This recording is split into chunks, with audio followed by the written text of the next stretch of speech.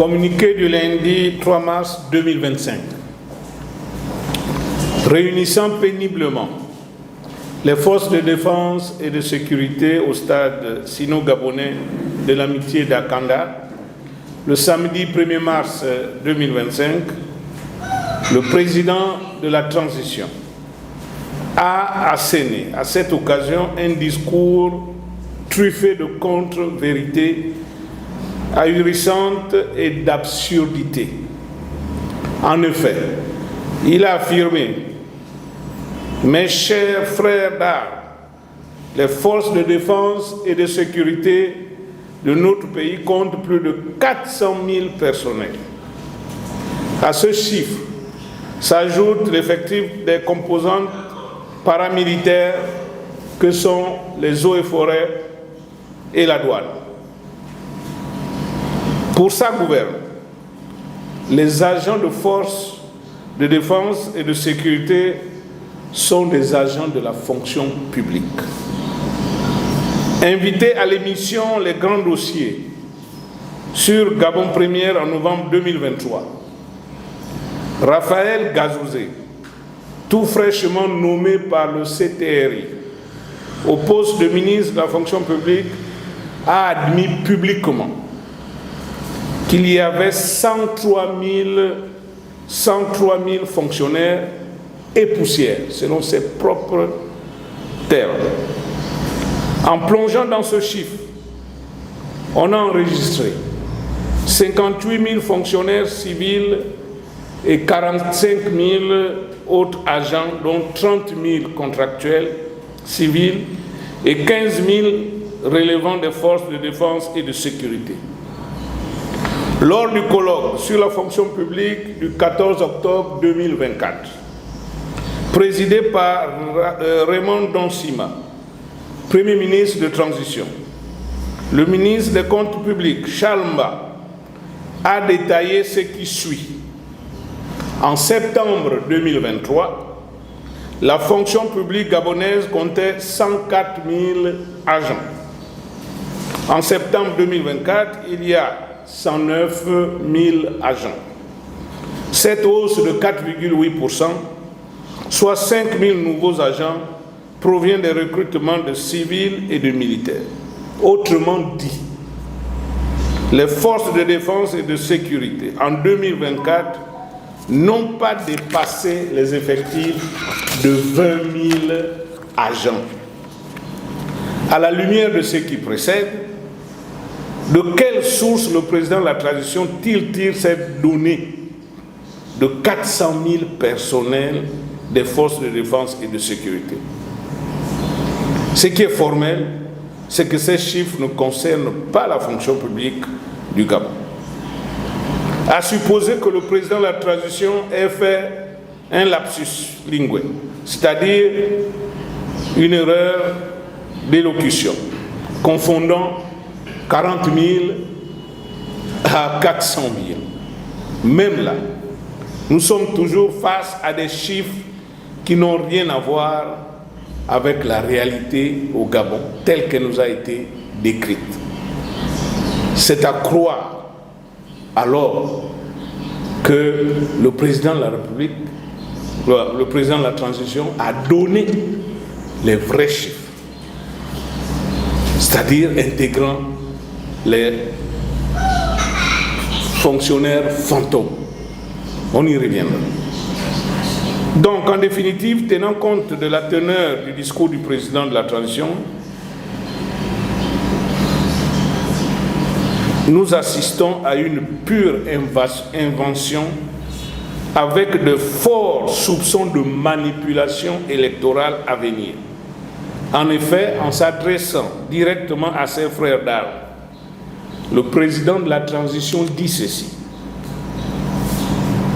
amis, regardons ce chiffre, c'est-à-dire les 400 000.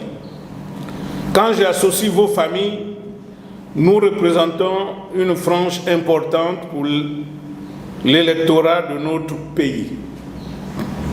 En restant solidaires et en marchant groupés, nous pouvons influencer par notre vote l'issue de cette élection. Ensemble réunis, c'est plus de 11% de l'électorat du Gabon. Et j'ai fait les calculs. Ça, c'est ce qu'il dit. Il a fait les calculs. D'après lui, les 400 000 personnels des forces de défense et de sécurité et leurs familles représentent donc 11% de la liste électorale du Gabon. À nouveau, pour sa gouverne, un actif salarié au Gabon est ici en moyenne d'un ménage comprenant 5 personnes. Et cette moyenne ne varie pratiquement pas selon le milieu de résidence. Dans la lancée du raisonnement du président de la transition, les 400 000 personnels des forces de défense et de sécurité et leurs familles avoisineraient donc 2 millions de personnes, soit 11% de l'électorat du Gabon. Ce qui est insensé pour un pays qui compte 2,4 millions d'habitants et un corps électoral, retenez bien, et un corps électoral de 846 822 électeurs, dont 830 729 se trouvant sur le territoire national et 16 993 à l'étranger. Convoqués, il s'agit là des chiffres donc, convoqués au référendum du 16 novembre 2024 sur le projet de constitution sur la base de la liste électorale révisée en 2023. J'en arrive à la conclusion que le président de la transition ne sait pas de quoi il parle.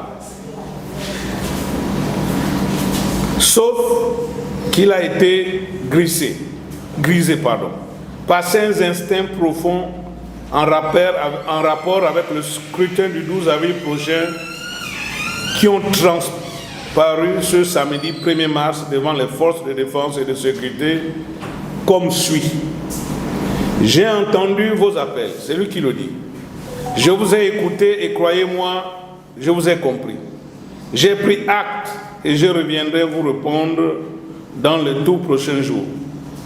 Je pense que c'est aujourd'hui, au moment où nous faisons cette déclaration, que lui aussi, il doit être en train de répondre maintenant. Le président de la transition n'a pas écouté la voix de la sagesse.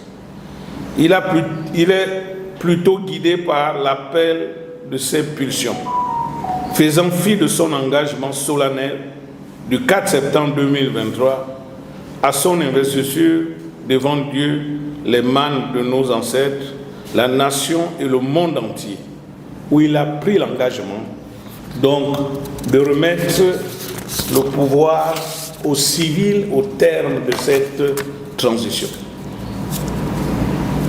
Je voudrais néanmoins revenir sur les chiffres.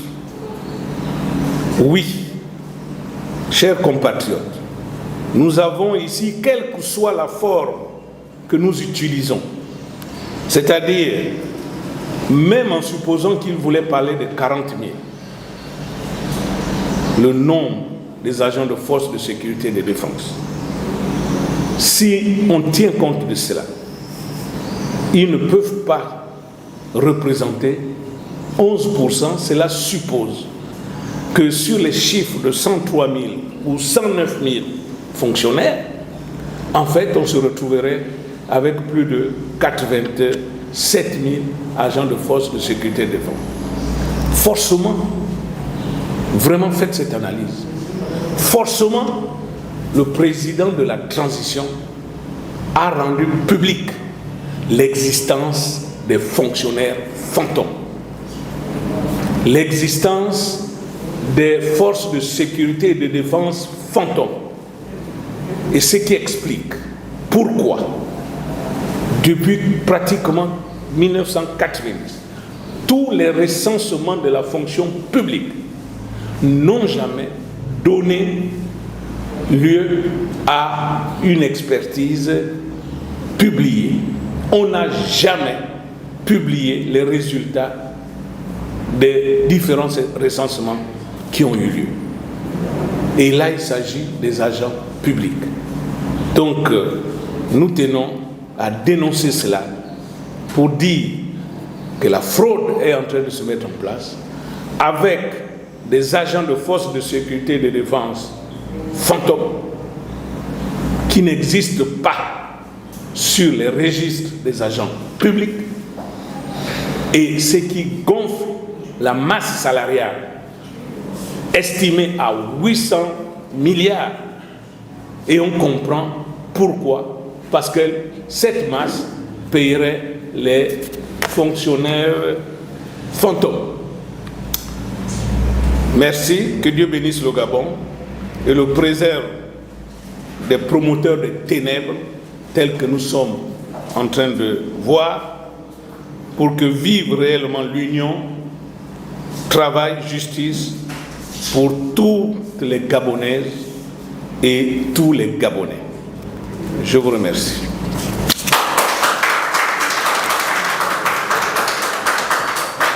Bon, est-ce que